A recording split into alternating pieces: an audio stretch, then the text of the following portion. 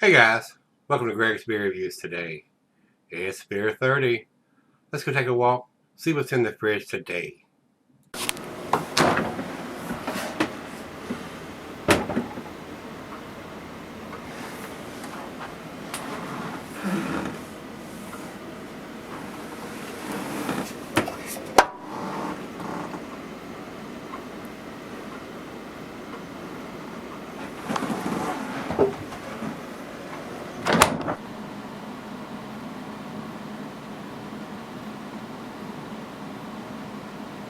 Hey everybody, welcome to Gregsbeerreviews today. Thanks so much for stopping by. I do appreciate it, guys. We're continuing on with our treehouse beers that Chris so graciously brought back on his trip. The next one is the next oldest one. We're going that chronological. I'm getting the older ones out first. So this is Seaside Pils, and it's 4.7%. Very sessionable Pilsner here, guys. This is going to be something made with a little bit better ingredients that's going to be your equal taste-wise or similar to what your macros are drinking, your Bud Miller Coors, those guys. They have something to offer you. So you're going to taste something that's probably going to be a little bit better tasting, less adjuncts, better quality. So, and of course they're in Massachusetts, guys. They're right close to the line there on the south side of the state there. So, one of these days I hope to get there, but it's a 600 and some mile one way. So that's almost a 1,300 mile trip for me. That's a long way for an old guy. Alright, especially and they left on Friday and came back on Sunday. So, and of course they had family up there they were staying with, but still, I mean, I used to do that stuff when I was young. Yeah, I did. Anyway, let's get on with this, guys. Over to, okay, on Untapped, it's got 4.7%. Seaside Pils is a lightly dry hop Pils brewed with Cascade, Hallertau, Mittelfrüh, and Mount Hood hops, pouring a vibrant yellow color into the glass. And I got the Pilsner glass, lager glass out. It carried notes of doughy malts, crisp hops, and refreshing carbonation. Of course, they don't mention any grassy, grainy, hay-ash qualities that most lagers, Pilsners have, to me anyway. And I never noticed that, guys. I drank them for years and years and years, and I thought it was the only thing made in the world. And then my eyes got opened up. Craft especially with a warm summer day on the ocean in mind. And this was done, on the bottom it says, Love is Love, Winter 2022. So if they're crafting it for a warm summer day, why do they have Winter 2022 on it? I don't know. Anyway, then the Seaside Pils is the ideal beverage to quench your thirst on the boat or on the beach. Well, it's about 32 degrees right now according to that, and it's blowing snow. So I don't think I'd have my swimming trunks on outside right now. Anyway, alright guys, we've got everything. We got dry hop Pils. So I'm hoping it's going to be, I brewed some lagers when I was brewing, guys, and I hopped them up. I mean, I really kicked them up a notch or 12. So we shall see how hoppy this is. And Cascade is a very common, typical hop. It was when I was brewing anyway. They are doing so many experimental, and the hops that are so pungent now.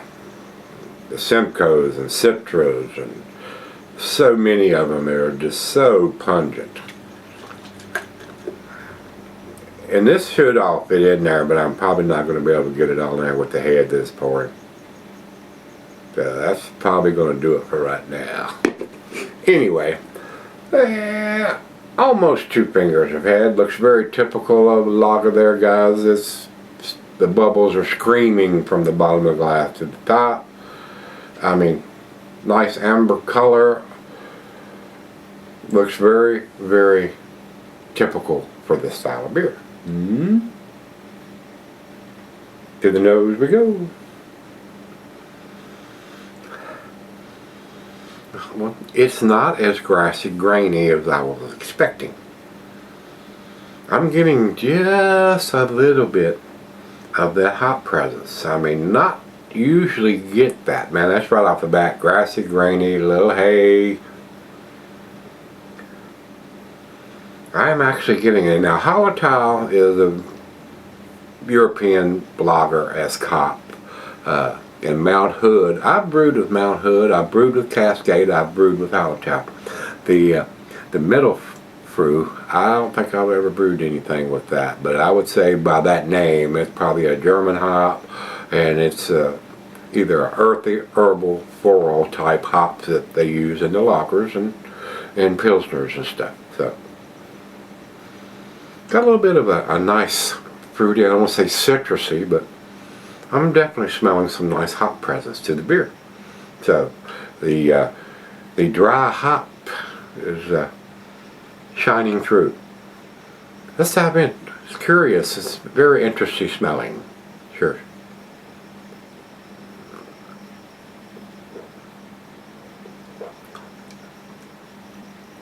That is very nice. That does not have that grassy, grainy taste that I get from 99.9% of this style beers. This is very, very nice.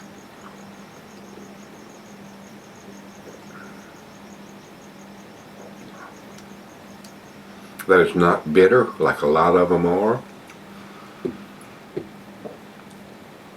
I am pleasantly surprised. I was expecting a very typical, with good ingredients, good quality made Pilsner, but still have that grassy, grainy taste, and this one doesn't have it.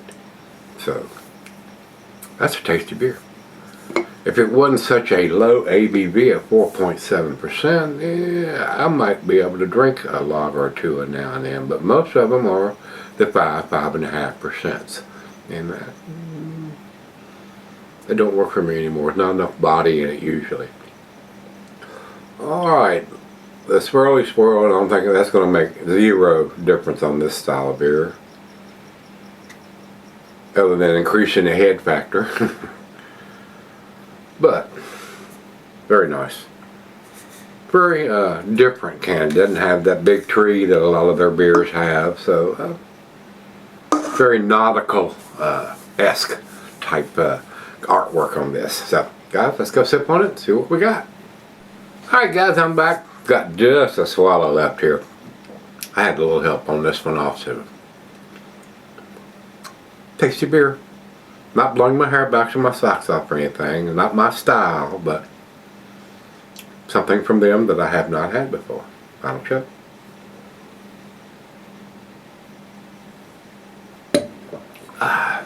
This is a little more hoppier than your typical Pilsner / lager.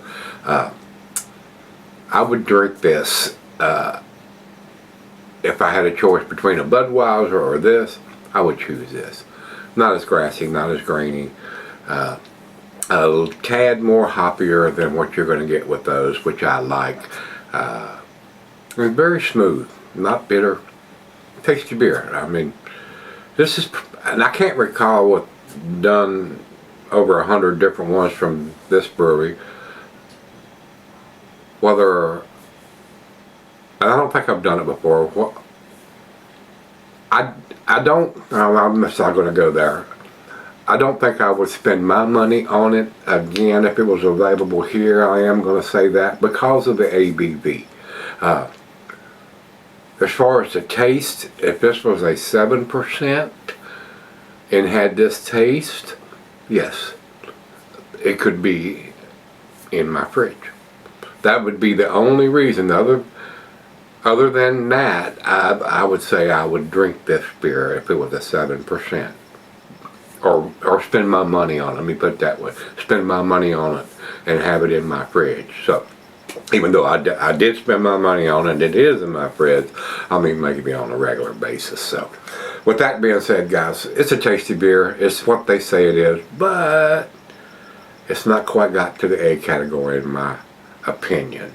And the biggest thing of that, it just says winter 2022. I don't like that. I do not like that. So it's not going to get to the A category. 88 for me on this one, guys. B plus. Over to Beer Advocate, they say 89, so they're giving it a better grade than I am on this one, and that's one point. And Untapped has it at 3.92, also B plus from them. So it's a B plus beer, guys. It's pretty unanimous there. And you might taste it and say, oh my God, it's the best thing I've ever tasted. So don't base what you're going to spend your money on or what you're going to try by what I say. I like to try everything, guys. I mean, if I like it, I try to get more, and if I don't, I've had it. So check it out. Check it out. I got 26 of them to check off on this sheet. So with that being said, the Seaside Pils is a tasty beer for a 4.7%. A little hoppier than your typical Pilsner, not quite as grassy and grainy. So that's where we're going to leave it on this. If you've had Seaside Pils from Treehouse Brewing, let me know what you think. To meet again, let's go see what's in the fridge.